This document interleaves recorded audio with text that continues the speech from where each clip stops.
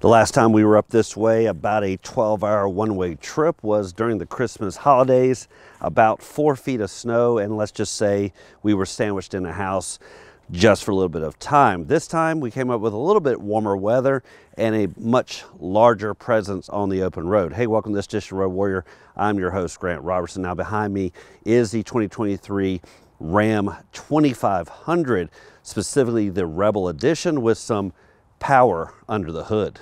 With the weather turning for the warmer, well, the Buffalo Zoo was a quick visit, but the lion wasn't the only roar we heard. Instead, it was what came underneath this hood. But before we get there, let's talk about stage presence. First off, the overall scale of this monstrosity. Now, I have a Yukon XL, certainly has its own demeanor on the open road.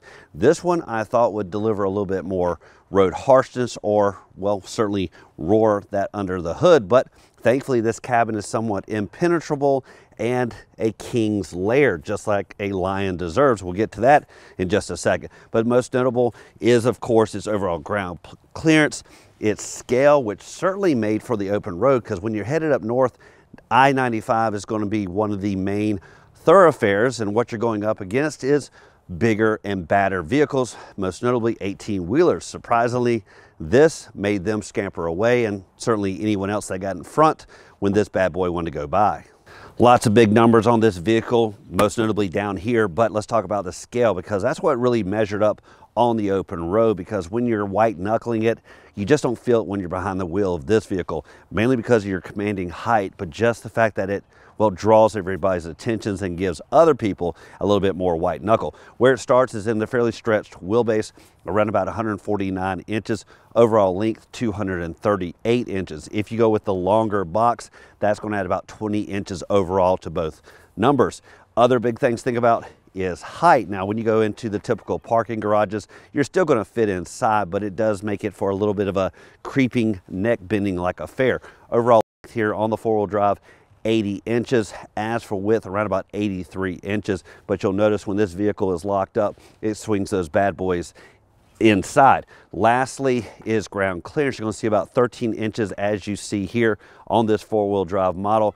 Drop about 2 inches when you go to the two-wheel drive version. Lastly is turning radius. Now, while it feels nimble there with the steering wheel, this still has about a 14-foot turning radius, and in some cases it means you're going to have to do about a 12-point turn to get going the other way. When it comes to track width, you're going to see a nominal difference from front to back. 68.7 inches in the front, 68.1 inches in the back. As for the four corners, 285/60s, wrapping a 20-inch wheel with this aggressive tire tread you're seeing. As for other parts about this robust truck, well, it all is about the creature comforts on the inside, because even though you're in a bad boy machine, it still wants you to feel the comforts of everyday life. But where it begins is on the outside. This isn't all about brawn, but also brain. It all starts at the driver's door. Just simply slide your hand in, unlocks with ease, and also unlocks all the various access points. Now, what you're going to notice is the side mirrors do not swing out as of yet. Has nice casting down of lighting to make sure you got good foot placement. But what this does is waits until you climb inside, close the door, and then start it up. Once you start up, this will swing out into place, because otherwise it's going to be probably a head-banging affair for either the driver or your passengers coming to the back. As you sweep down, you'll see these Ram boxes. Best of all, they interact with the locking, unlocking of this vehicle. What I like is it makes for nice, quick access, and the material on the inside is very hard, rigid, and protectant, so you throw anything in here. Most notable might also be you can put, well, some ice in here and treat it as a cooler, because once you pull up the lower padding, you will see some drain plugs, so this could make for a nice tailgating affair. As night has fallen here at Road Warrior, the big story keeps continuing, again with the overall size of this vehicle, the lift to get inside, the tires at the four corners, what lies beneath here. But the first story up front is grille warfare. Now, what I like with the Rebel, this particular model, is the exterior pizzazz, the white body color, the darkened accents all around this vehicle, that really sets that contrast and grabs people's attention. Now, certainly color choice is somewhat overlooked and we just blend right through, but in this case, a darkened look subdues the contrast. And that's with any vehicle that has this much cladding. If you go something darker like a black or a gray, that's going to give you a smoky atmosphere. Something in the darker blues, even red is going to have some decent contrast. So it all starts with body color choice to make the head snapping affair or more of a smoky look. But up front, you could say, well, color doesn't matter because it's all about this black facade. And well, certainly front and center is the Ram insignia, massive grille appointment, sweeping all the air through, and certainly the hood, the prowess, the uplifting, the breathers on the side, the induction there in the middle, and real red, heavy duty. You'll notice the 2500 is almost taking second fiddle, subdued. Now, other things to think about on this vehicle is, well, how it commands a presence. Now, a heavy duty vehicle is naturally going to have these running lights. When I came up for this family affair, basically drove up, people thought I had a full size 18-wheeler U-Haul or something when they saw those lights. What is he driving up here? As you sweep around this vehicle at night, you need exactly what you see here. Great illumination. The cast of this light is just forever, and certainly go to the bright route or even the lower fog lights, going to set things off. And that's just more than the average Joe like me driving it. It's also about the workability. What can this vehicle illuminate at night that really allows you to get the job done? But also getting the job done is about safety, because when you're moving this vehicle at night or in tight spaces, it used to be just a scratch and ding feel, and that can make anyone's insurance premium certainly go through the roof. But the way the Ram gets it done is, well, with this around view. First off, you're gonna have sensors up front down to like a radar-like feel. Radar really diving into the minute detail of how close you can get before you really feel an impact. Also the backup sensors, and that's where you could say it used to stop. But now where it keeps on going is with the surround view camera. I'll show you that more of that there on the huge display in the center, but there's cameras everywhere on this vehicle, allowing you, when you're even at road speed, turn on the turn signal at highway speed. It's going to look down the vehicle, going to show you that blind spot, and certainly you have blind spot awareness there on the mirror, but it also is giving that view so you can look down it. It's going to have front camera, back camera, cargo camera. You've got a multitude of cameras. Even when you're trailering, what is it that this vehicle can deliver to keep you well and safe and out of harm's way? When it comes to power in the hood, we all say the word Hemi and we all ready to throttle, and certainly the 2500 can be so equipped. That's going to be a 6.4 liter V8 engine, and it has in the 400s both foot-pounds of torque and horsepower. But when it comes to what we drove this week, well, it pales in comparisons to what a Hemi can do. Specifically, we're having a 6.7 liter Cummins turbo diesel engine. Now, it definitely has some decent horsepower, around about 370, but that's not the talking point. The talking point is the 850 foot-pounds of torque that, well, makes this bad boy parallel unto none. Now, if you want to step up even more, well, get 3500. It has an high output version, and that's going to deliver over 400 horses and over 1,000 foot-pounds of torque. But when it comes to this 2500, it was more than we needed to go up the beaten path on I-95 and certainly tour the zoo. But if at any point we needed to get out of a sticky situation or maybe tow the house home, well, this thing could have done it. Certainly the turbo diesel on the hood was overkill for this weekend getaway, but I'm always a big fan of enough cargo to go around, and a truck this size certainly can deliver. But with the outer elements at the mercy of what lies beneath, well, that can always be a kind of throwing affair with everything being thrown out. But thankfully this model came with this built-in tonneau cover, certainly not permanent install. It definitely can be unclipped and removed when needed. But I like these systems because it really creates a weather-tight seal, making this kind of weekend warrior much more about the weekend getaway. Now, where this tonneau cover really comes into play is the ability to kind of fold it back, lock it in place when you've got to do kind of the extracurricular activities, carrying lumber, whatever. You certainly can remove it, but in this case, what allowed is really sliding everything and keeping it weather tight. Now, what I like, of course, we have these side panel boxes when we need them, but really for the weekend, why not just throw everything back here? Where it begins is with, of course, the ease of entry. What you're seeing is just electronic release. This easily slides down. If you're still dealing with trucks with the banging affair, we'll certainly get with the times and get something that's more subtle approach.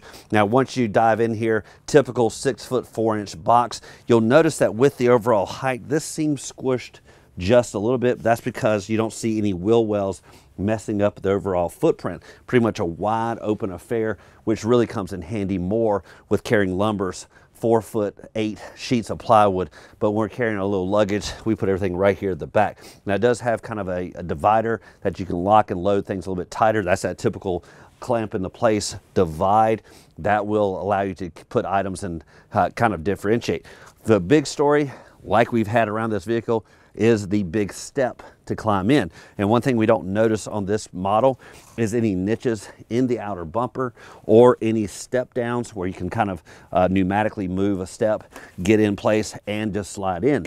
Not a big deal, because when you go to 2500, you're really dealing with a big size truck, and you're really just going to have the kind of trials and tribulations, may you say, with that type of vehicle. But otherwise, I climb over that issue and really afford myself the amount of space we have here, the great weatherproofing, and just the ease and capabilities of what a truck can deliver.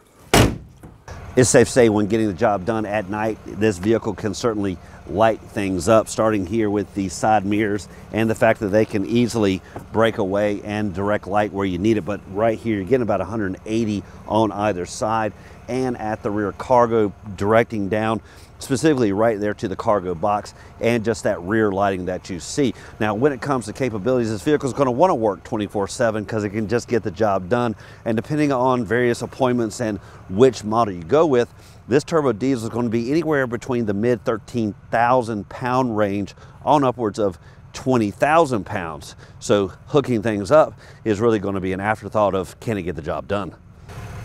Continuing on with the bigger is better attitude in this vehicle, crew cabs certainly have come a long way with the plushness, the amenities, and just what it means to climb inside a truck like this. First off, that noise on the outside is only going to be audible from the people on the outside. Let's first start here at the back end, because there's so much to dive into there at the front. Now, what you're looking at first off is legroom numbers, and that's always a big number to talk about, because when you're driving the crew around, or even the family, well, it's all about backseat drivers, because they're the loudest complainers. Now, when it comes to legroom, you're looking at 40 inches in the front and basically 40 inches in the back. Equal opportunist all the way around, and you're seeing easily enough space for 3 adults across. You'll see a little bit of a niche here. That's going to be helpful for when there's only 2 people. You're going to have dual cup holders right here. You also have a nice center divide, and guess what you have here as well? 2 cup holders. What that means is, well, when someone's here, well, use the ones down below, or use the 2 right here. There's plentiful amenities to go around that no one's going to argue over legroom space, elbow space, or even where their beverages go. To be expected on a full-size truck, only dual climate controls. Those are seen out front, dual zones with only the pass-through system here at the back. But all I like is the positioning of the rear venting here on the back of the center console, found in these elements on the left and right, and you can dial in the airflow as well.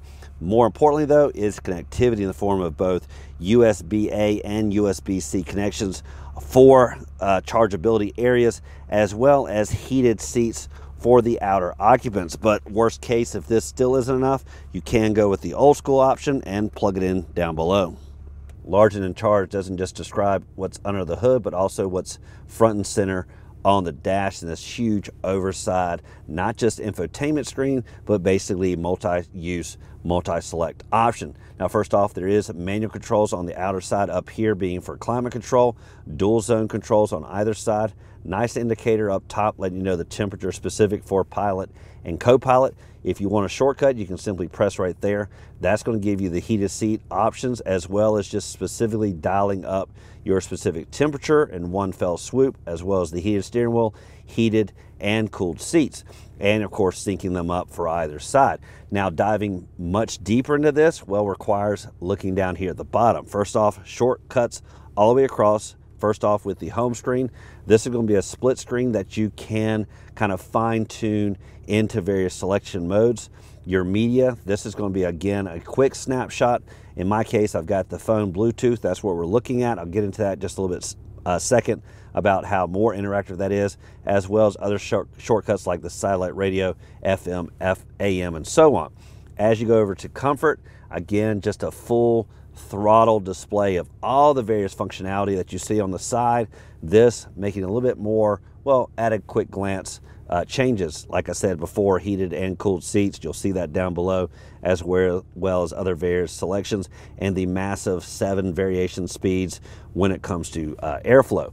Moving across, you do have navigation. That's taking navigation to a whole nother level when it comes to this visuality that you see here. And of course, normal interaction when it comes to set and destination and so on. CarPlay, this is the wireless CarPlay. You can hook up via USB and get the same interaction, but what I like is how this truly mimics my phone. When I'm looking at it, it sees it right here, even right down to going through all the various playlists on the audio settings, maybe going over here to the preferred map settings that I use on my phone versus what's built into the car. As I mentioned before, navigation is certainly moving to our mobile devices, but keeping it in the vehicle as a standard is helpful, because oftentimes losing that cellular service, if you have it in the car, doesn't mean you're going to lose your navigation, because the car's navigation isn't the same oftentimes as the mobile device. And lastly, you can go over to the vehicle settings and look at some various things like the vehicle cameras. As I mentioned earlier, tons of options, multitude of cameras, really dialing in that surround view that again keeps you safe and sound in those tight spots. And you can go to off-road settings.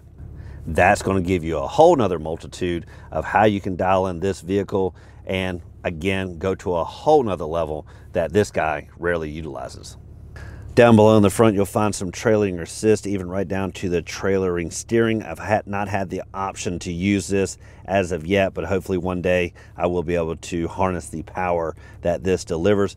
Down below, again, lots of connectivity up front as well, USB-A and USB-C connections in the form of dual ports to either pilot or co-pilot. You also have this area right here where you can put your phone, and it pretty much is going to help connect it via the cord per se, or again Bluetooth like we have, and allow it to kind of stick in place.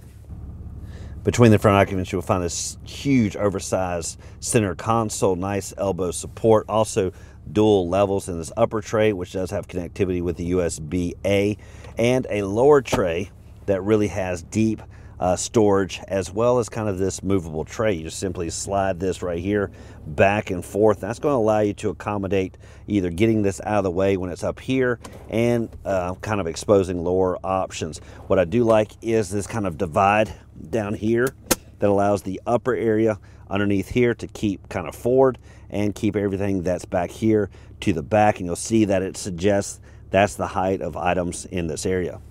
As we get into the late hours of this evening and wrap things up under the darkness, this Road Warrior Edition is really giving you a highlight of what this vehicle can do, because after all, I don't really get into the thick of things and tend to stick to the beaten path and do some kind of softness around the edges, meaning just weekend getaways.